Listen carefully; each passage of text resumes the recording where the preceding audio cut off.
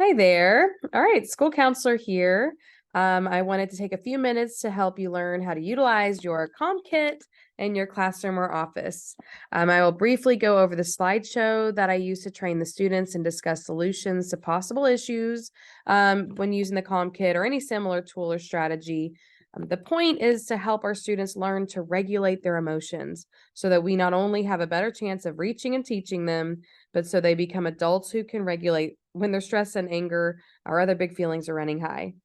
This is not going to solve all your problems with emotional regulation, and it might take some trial and error to figure out a system that works for your classroom and your students. But by being on the same page with the type of language we use about emotional regulation, and by empowering students to take more control over their responses to emotion, we are getting closer to the kind of classroom environment we'd like to have. All right, so here is a slideshow I use to train students. I do explain that being calm is important, but it means that you are able to think clearly and make the best choices when life becomes chaotic. I use first responders as examples because they must find coping skills to help them stay calm, even in the face of emergencies and things like that. So, then we discuss the reason for the Calm Kit. I do show them like this is kind of the front of it. I do talk about the big three: anger, sadness, anxiety. I do, we they know the word stress, or most of them know at least the word worry. So that kind of helps them understand anxiety a little better. Um, but the reason is to prevent meltdown. So, meltdown is a broad term to explain things like hysteria, tantrums, fits, panic attacks, and any other times when our emotions make us completely dysregulated. This we talk about how we want to them to advocate for themselves, like this kiddo right here, so that they don't get to this point that these students are having. Uh, it may seem disruptive for a student to, ask to use the kit, and we talk about different ways they can ask to use the kit, but it may be disruptive, 5 or 10 minutes of them using the kit. But I just think we've all seen how long it can take to bring a student back down to a productive state of mind after they've gotten to a certain point. And maybe there will be times when a meltdown wasn't imminent, and the student just wanted to stop working for a few minutes. Unfortunately, we all know that students will find a way to get out of work, whether it's to make frequent trips to the bathroom, water fountain, or other schemes to temporarily remove themselves from the pressures they are feeling with their classwork, or from even an over or under stimulating environment. Students are going to seek a break or they're going to seek stimulation. The idea is that we present more acceptable and less disruptive methods to take a break, right? Like this. So, just with most behavior, we got to remember that it's not about stopping the negative behavior, it's about replacing the negative behavior with a more acceptable one. And that's what, behavior training is. So, all right. So in comes the Calm Kit. I teach the students about, what's inside of it, that there's instructions in the lid, and kind of we go over a little bit of that. And obviously they like the timer. They really love the squishy and the poppets because they are very toy-like. It is kind of a hook. I gotta admit, it's kind of a hook to get kids interested in it. Um, but anyway, oh, by the way, the timers, I don't think they're scientific. They're supposed to be 3-minute timers, but even if the students turn it once or twice, it's about just kind of noticing how long they spent with it. And you could kind of use that to help. Okay, only two turns of the timer this time. Um, but I must emphasize that the cards inside, these cards are the bread and butter of this kit. The strategies on them is what helps the students the most. So if items like the squishy get damaged or they go missing, I am sad to hear that. I did find a lot of this out of my pocket, but it doesn't mean an end to the kit, okay? It's still usable. It just means there's one less thing for students to enjoy as they use the kit. I also point out that there are blank see the counselor forms at the very bottom. All right. And there's even instructions at the bottom to tell them about this. And I go over that. I think that's also right here in the instructions or the slideshow, and kind of give them an example. All right, so the see the counselor form is good if a student is really struggling with a problem or consistent low mood, anger, anxiety, conflict with other things like that. They can refer themselves to see the counselor by filling that out.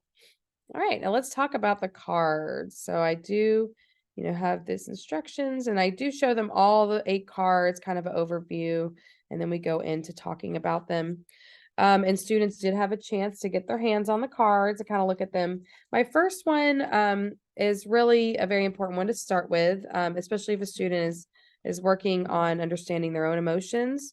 You may have a student that looks calm or sad, but they point to the hurt or angry face. A lot of times we don't really know what they're feeling till they point to it, and then it may surprise you.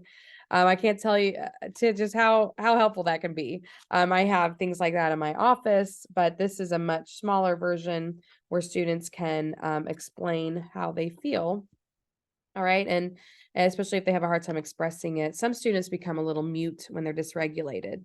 The scaling question below it has like whether it is really helpful for students to put their problems on a scale or their emotions on a scale, help them understand it better. I also have similar scaling on my See the Counselor forms. I use it for triage, kind of to see which kids are closer to crisis. All right, so the third card is helpful for those students, or no, the second card. We haven't talked about the second one yet. Oh, the second one's my favorite. Okay. It is quick coping skills that a student can do on their own without the help of an adult. Students and I talk about various coping skills, and they have, we even play a coping skills game like Pictionary and charades, so students can really understand what that term means and and get some ideas. But the many of the coping skills that kids talk about are not something they can do in the classroom, right? Cuddling their pets, sleeping, eating ice cream, watching YouTube, great coping skills, but they're just not possible in the classroom and they're not quick. So we talk about time and place and how these quick coping skills that you can be done on your own and be done in a pinch to help them feel grounded or help distract themselves from their negative thought patterns or just other ways to help handle their stressors. The third card here is helpful because some students really want everyone or someone to know how they feel, especially if it's hurt or anger. It's about communicate. This card is like about communicating those feelings and finding a trusted adult to bring these up to. All right, the next one is the volcano card. It's a favorite. And it basically discusses anger. It shows you like this is what anger looks like, right? The explosion. But the why is usually below the volcano. And we can't really see it all the time because we're paying so much attention to the explosion itself. So a lot of times adults are very focused on how the student is acting out angrily, but not why. So it's kind of helpful to get to some of the root of that, help students understand it, and then be able to kind of resolve some of that conflict, right? Right. Then the breathing maze is a favorite of a lot of kids. There's lots of breathing exercises out there. Star breathing, box breathing, breathe like a dragon. But I decided to make one that feels a little more engaging. I talk to students about the science behind deep breathing, breathing with your whole, stomach, your diaphragm, and it basically tricks the body into thinking you're calm. It slows the heart rate, gets more oxygen to your very important brain. The boys like to hear that soldiers are taught to combat breathe, and it makes breathing exercises feel a little more active and maybe even a little macho. And so they're willing to try it. All right, so the conflict resolution card is next. And basically helps students work out problems they have with others. I considered calling it something else besides conflict resolution, but I think it's important they learn the real language that is used in the adult world. This card walks them through a script that they can use in dealing with conflict with others. I emphasize using I statements instead of you statements, as it feels like less of an attack when starting a sentence with I, like I feel. Okay. Defense mechanisms are the source of most conflict and miscommunication, and anything that helps them lower their defenses and actually hear the other person is a step in the right direction. So that is what that card's for. Right, this one right here with the hand is popular. It's a popular grounding exercise for not just kids, but adults as well. and helps students practice mindfulness by being present in the here and now. Students know their five senses, so they're really excited to use these for a way to help them feel grounded. I explained that grounding just means that their feet are planted on the ground, their emotions aren't, that might be way up here, aren't making them feel like they're all over the place or stuck in their own heads. Just a tip, sometimes shocking the senses is like the best place to pull someone out of a panic attack, like eating something sour, changing the lighting, putting something interesting on a screen are all ideas to help surprise someone out of maybe a panic attack. Touch is a big one for individuals on the autism spectrum. So things like, they might enjoy squeezing or deep pressure, touching something soft or rough, anything that stimulates touch can be helpful. Um, so students can even use this card as a way to imagine more pleasant sensations than what they are currently experiencing. Call it your happy or calm place. Finally, the last card, right here, it's about positive affirmations. I refer to it as positive self-talk.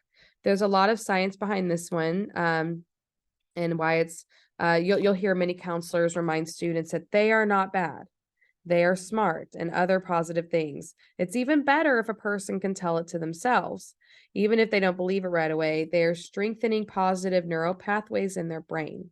So, in the bubbles are different suggestions on things students can say to themselves.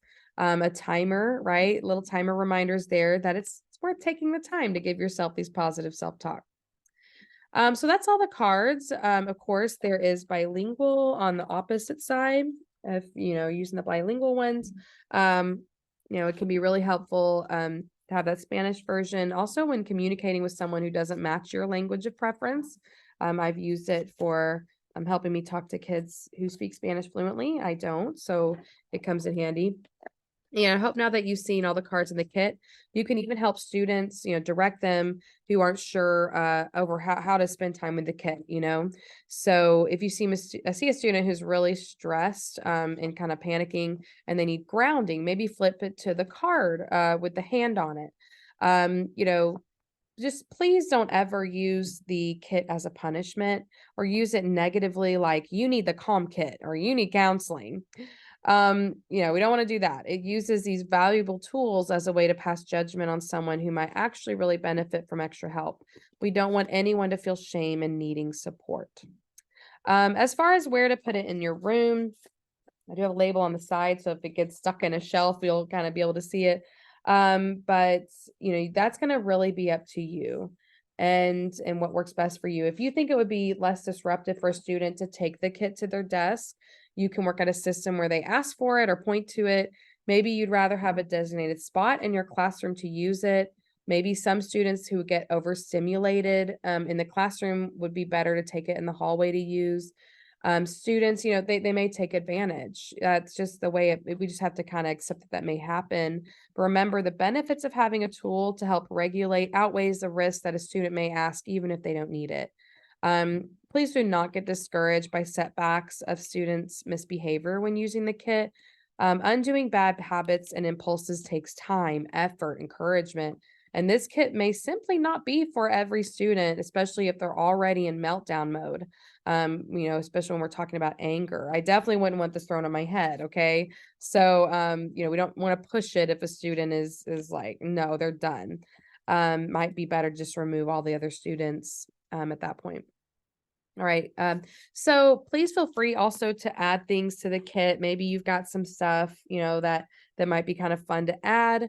Um, and you can even take it a step further and add this to your Calm Corner if you have one. I've seen lots of Calm Corner stuff that are printable, things on clearance at Michael's, if you're interested.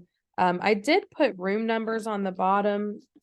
And that's because when I do inventory at the end of the year and take them back to make any repairs, like, hot glue that might need to be added or replace things that are broken or missing, that's really helpful. But I mean, these boxes should be attached to the classrooms themselves, even if you move rooms. So I can just keep up with them and make sure we have one for every classroom, even the specials. All right, so thank you for taking time to listen to this training. I hope to hear more strategies that work when utilizing this new tool or any others that you use in helping our kids. Take care and keep calm.